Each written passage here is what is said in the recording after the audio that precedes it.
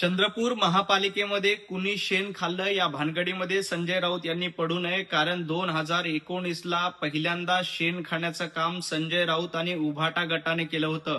सत्तेसाठी आणि खुर्चीसाठी काँग्रेसच्या मांडीला मांडी लावून बसणं याला शेण खाणं म्हणतात. ज्या वंदनीय हिंदू हृदय सम्राट बाळासाहेब ठाकरे यांनी सोनिया गांधींचा हयातभर आणि काँग्रेसचा हयातभर विरोध केला होता, त्याच काँग्रेसच्या मांडीला मांडी लावून सत्तेत बसणं याला शेण खाणं म्हणतात. चंद्रपुरामध्ये हिंदुत्ववादासाठी आणि विकासासाठी युती झाली आहे, तुमच्यासारखी अधर्मासाठीची युती झालेली नाही. हे संजय राऊत यांनी ध्यानात ठेवावं आणि मग शेण खाण्याची भाषा करावी. स्वतः टोपलभर शेण खाऊन इतरांवर टीका करू नये. परभणीत निष्ठावंत शिवसैनिकाला महापौर केलं असा दावा जनाब संजय राऊत करतात. अहो संजय राऊत, तुम्हाला एकही मराठी माणूस निष्ठावंत भेटला नाही का? तुमच्या नगरसेवकापैकी एकही मराठी माणूस तुम्हाला आढळला नाही. आणि तुम्ही सातत्यानं आम्हाला मुस्लिमचा विरोध नाहीये, परंतु ज्या पद्धतीनं औरंगजेब फॅन क्लबची प्रवक्तेगिरी करण्याचं काम, औरंगजेबाचा आणि अफजल खानाचा अजेंडा पुढे चालवण्याचं काम उभाटा गटाच्या माध्यमातून केला जातोय, त्याला आमचा विरोध आहे. तुम्ही ज्या पद्धतीनं जाणीवपूर्वक औरंगजेबाची पिलावळ वाढवण्याचं काम करतायत, त्याला आमचा विरोध आहे. मुस्लिम महापौर करण्याबद्दल आम्हाला आक्षेप नाही, परंतु औरंगजेबाचा आणि अफजल खानांचा अजेंडा पुढे रेटून निवडणुकीमध्ये मराठी करायचं आणि निवडणूक संपला की परभणी सारख्या शहरामध्ये मुस्लिम महापौर करायचंय. याच परभणीमध्ये बाळासाहेब ठाकरे म्हणायचे, खान निवडा किंवा बाण निवडा. दुर्दैवानं उभाटा गट आणि संजय राऊतांनी बाण बाजूला सोडलाय आणि खान निवडलाय, हे देखील महाराष्ट्र बघतोय. संजय राऊत पंतप्रधान नरेंद्र मोदीजींवर टीका करतायत, परंतु संजय राऊतांना इतकंच सांगायचंय की पाटकर फाईल आली तर संजय राऊत तुम्हाला तोंड दाखवायला जागा मिळणार नाही.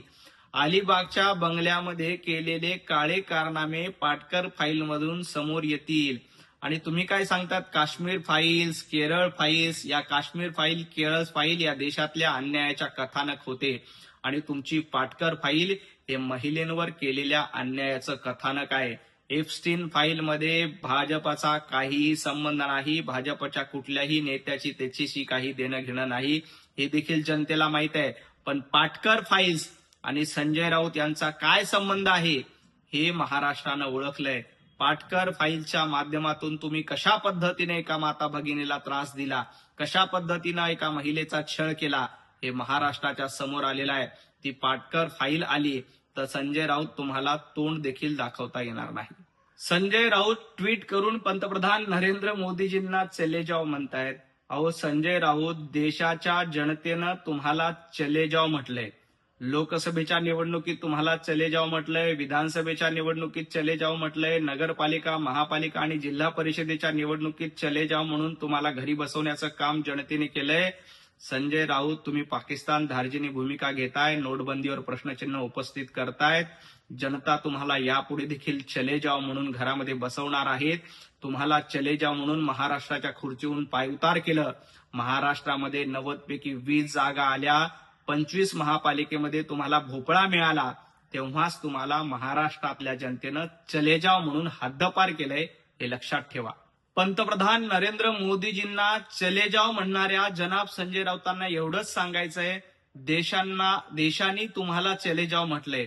महाराष्ट्रातल्या जनतेने संजय राऊत आणि उभाटा गटाला चले जाओ म्हटलंय आणि महाराष्ट्रातून हद्दपार करण्याचं काम निवडणुकीच्या माध्यमातून विधानसभेला केलं, नगरपालिकेला केलं, पंचायत समितीला केलं, जिल्हा परिषदेला केलं, महापालिकेला देखील केलं. जनतेनं तुम्हाला चले जाओ म्हटलंय. जनतेनं तुम्हाला चले जाओ म्हणून घरामध्ये बसण्याचं आवडतं काम केलंय. पंतप्रधान नरेंद्र मोदीजींवर टीका. एकनाथजी शिंदे भारतीय जनता पार्टी सोबत आल्यानंतर 50 खोके एकदम ओकेच्या घोषणा संजय राऊत तुम्ही देत होता, तेव्हा तुम्हाला लाज वाटत होती का? जेव्हा 50 खोकेचे आरोप तुम्ही केले होते, तेव्हा 50 खोके मोजून देण्यासाठी संजय राऊत बसले होते का? संजय राऊत यांनी ते 50 खोके मोजून दिले होते का? संजय राऊतांनी 50 खोके मोजून देताना त्याच्यात 20%, 25% कमिशन घेतलं होतं का? आज जेव्हा चंद्रपुरात तुमच्यावर आरोप होतो, तेव्हा तुमची जळफळाट होते. पण जेव्हा तुम्ही एकनाथजी शिंदेंवर अशा पद्धतीचे बिनबुडाचे आरोप केले होते, खोटे आरोप केले होते, तेव्हा 50 खोके मोजून द्यायला संजय राऊत तुम्ही उपस्थित होतात का? आधी त्याचे पुरावे द्या आणि त्याच्यामध्ये तुम्ही कमिशन घेतलं होतं का याचं उत्तर महाराष्ट्राला द्या आणि मग चंद्रपुराच्या आरोपानंतर जळफळाट करा. आता चंद्रपूरमध्ये तुम्हाला 1 कोटी रुपये दिले असं म्हटल्यानंतर तुमचा जसा जळफळाट होतोय तो महाराष्ट्र बघतोय आणि 50 खोकेच्या वेळात तुमची काय अवस्था झाली होती, तुम्ही कशा पद्धतीने खोटे आरोप करत होतात हे देखील महाराष्ट्राने बघितलंय. कमिशनखोरी करणं हा तुमचा धंदा झालाय आणि हे देखील लोकांना माहिती आहे.